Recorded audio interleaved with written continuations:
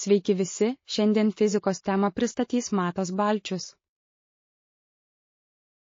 Sveiki, mano tema – kaip sklinda garso banga.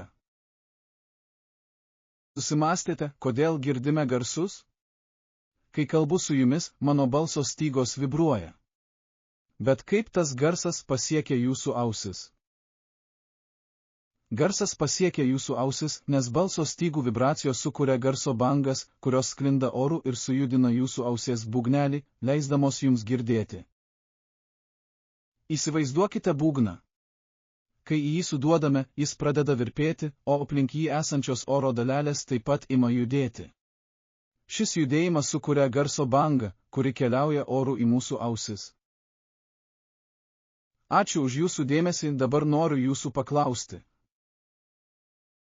1. Kodėl garsas sklinda greičiau per vandenį nei per orą? 2. Kaip garso bangos perduodamos nuo vienos medžiagos į kitą, pavyzdžiui, nuo metalo į orą? Atsakymai. 1.